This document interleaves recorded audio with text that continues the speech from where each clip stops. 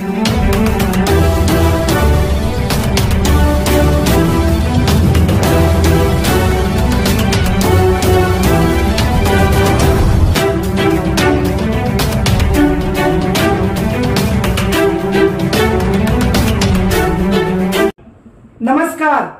PCR news में मैं रोहित चौहान आपका हार्दिक स्वागत करता हूं।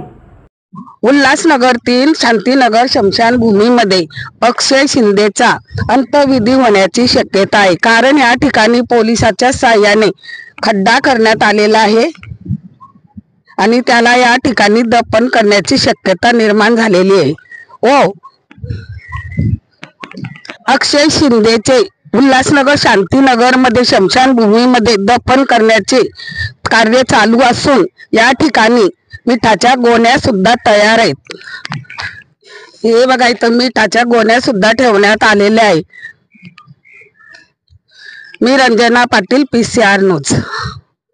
नाही, आपल्या सर्वांना माहिती, काही दिवसापूर्वी ज्या नराधमांनी बदलापूरमध्ये जे कृत्य केलं त्या नराधमाचं पोलिसांनी एन्काउंटर केल्यानंतर त्याची बॉडी बदलापूरचे लोक दफन करणारा विरोध करतात, कारण तो बदलापूरमध्ये राहतो आणि बदलापूरची लोक त्या बॉडीला दफन करायला विरोध करतात आणि ती बॉडी जर उल्हासनगरच्या या पवित्र मातीमध्ये आणून दफन करणार असतील तर त्याचा आम्ही विरोध करतो। आम्ही इथे त्यांना ती बॉडी दफन करून देणार नाही।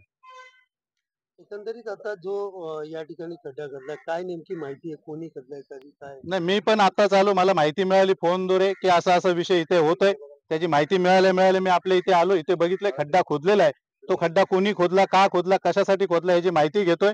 पण जर त्या नराधमाची बॉडी जर इथं आणून दफन करणार असतील तर त्याचा विरोध आम्ही नक्की करणार। कोर्टाने सांगितलेलं आहे, पोलिसांच्या सांगण्यावरून हा खड्डा इथं खोदण्यात आलेला आहे। पोलिसांनी कोणी सांगितलं, काय सांगितलं त्याची माहिती घेतो आणि पोलीस जर इथे त्याची बॉडी दफन करत असतील पोलिसांचाही आम्ही विरोध करू। सरकारमध्ये तुम्ही आहात, उपमुख्यमंत्र्यांनी जबाबदारी घेतलेली आहे की येत्या 2 ते 3 दिवसामध्ये सोमवारपर्यंत दफन होऊन अहवाल सादर केला जाणार आहे, मात्र तुम्ही सत्तेमध्ये आहात आणि विरोध करताय, हे कितपत योग्य वाटतंय? सत्तेमध्ये असतानाही ते बदलापूरला राहत होते, बदलापूरची लोक, बदलापूरचे आमदारही सत्तेत आहेत, त्यांनी त्याचा विरोध केला।